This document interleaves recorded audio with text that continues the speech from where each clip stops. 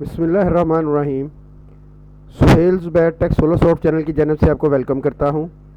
CS614 graded discussion board spring 2023, इसकी last date 26 है जी। तो ये मैं आपको समझाऊंगा भी, एक्सप्लेन करूंगा बाकायदा, ताकि आप अपने अल्फाज में भी इसको लिख सकें। परफेक्ट किस्म का सलूशन है ये। चैनल सब्सक्राइब नहीं किया हो तो चैनल सब्सक्राइब कर सकते हैं आप।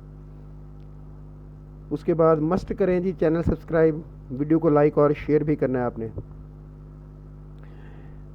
क्वेश्चन में पढ़ देता हूँ। Normalisation is the process of organising structuring a database to eliminate the data redundancy and to ensure the data integrity through the application of specific rules of normal forms.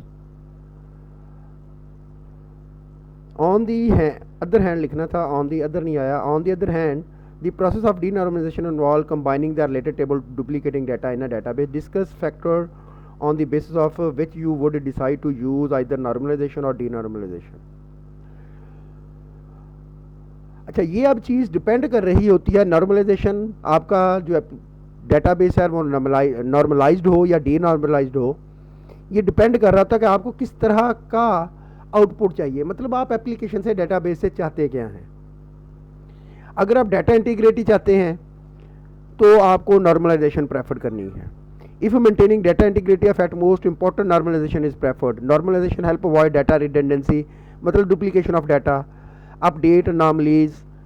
अनॉमलीज क्या होता है कि आप अगर कोई डाटा इंसर्ट कर रहे हैं कोई एक, तो साथ कोई और डाटा भी, जैसे मैं आपको बताता हूँ डीनॉर्मलाइज्ड डाटा क्या होता है कि आपने एक टेबल बनाया, उसके अंदर बुक्स की इन्फॉर्मेशन भी है, ऑथर की भी और पब्लिशर की भी है।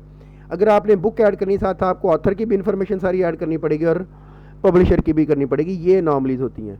अगर आप कोई बुक डिलीट कर रहे हैं, सारा ऑथर का डाटा भी गया और साथ पब्लिशर का डाटा भी डिलीट हो गया, तो ये अनॉमलीज होती हैं। तो अगर डाटा इंटीग्रिटी चाहते हैं आप, तो फिर आपको नॉर्मलाइजेशन की तरफ जाना है। And inconsistency by structuring the data into smaller well defined table which relationship enforce through primary key and foreign key. Data modification frequency, अब एक फैक्टर होता है डाटा मॉडिफिकेशन फ्रीक्वेंसी का कि आप डाटा कितनी फ्रीक्वेंटली अपडेट कर रहे हैं। If the database experience frequent update, insert and deletion, normalisation is generally preferred. Query performance, query कि आपका रिजल्ट कितनी जल्दी वापस आ सकता है। आपने डाटाबेस को क्यूरी किया और फौरन रिजल्ट आ गया। अगर तो आपने नॉर्मलाइज्ड डाटाबेस से आपका मुख्तलिफ टेबल और उनके दरमियान ज्वाइन लगे हुए हैं, तो फिर क्या होगा, उस सूरत में आपकी परफॉर्मेंस लो होगी। और डीनॉर्मलाइज्ड है आपका टेबल, एक ही टेबल में से उसने रिकॉर्ड ढूंढना है, तो फिर वहाँ पे डीनॉर्मलाइजेशन जो है, अगर आपको क्यूरी परफॉर्मेंस चाहिए तो फिर डीनॉर्मलाइजेशन बेस्ट है। If the application require fast data retrieval and majority of queries involve multiple table joins, denormalisation can be prove query performance. Application complexity. The complexity of the application and the data relationship involved should also be considered. Some application with a straightforward data structure may benefit from normalization, while more complex application may require combination of normalization and denormalization table to strike a balance between performance and maintainability. Finally, the decision between normalization and अभी और भी point आप ले सकते हैं, मैंने आपको ये दे दिए, अभी और मजीद पॉइंट भी आप ले सकते हैं। Finally, the decision between normalization and denormalization should be made based on a careful analysis of the specific requirement. ये डिपेंड करता है रिक्वायरमेंट के ऊपर कि आपके एप्लीकेशन से क्या चाहते हैं। अगर तो आप क्यूरी परफॉर्मेंस चाहते हैं तो डीनॉर्मलाइज कर दें, डाटा इंटीग्रिटी कहते हैं तो नॉर्मलाइज कर दें, डाटा मॉडिफिकेशन चाहते हैं तो नॉर्मलाइज कर दें। Performance consideration and the trade off between data integrity and efficiency. It is often a matter of striking the right balance to meet the need of the application while ensuring data remain consistent and reliable.